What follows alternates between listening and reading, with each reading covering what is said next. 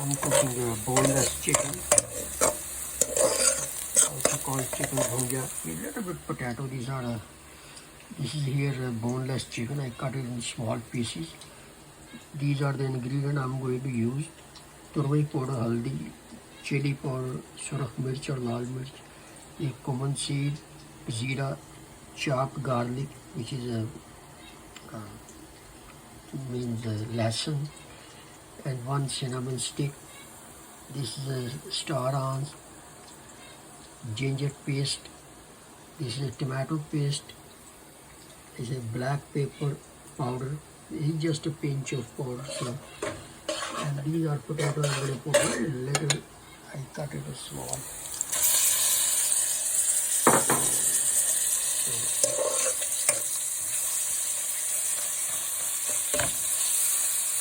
Tomato paste in the mix a little bit.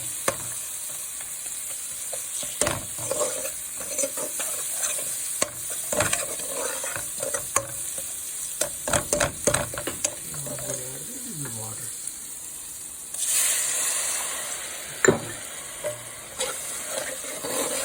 I will cover it like 5-7 minutes.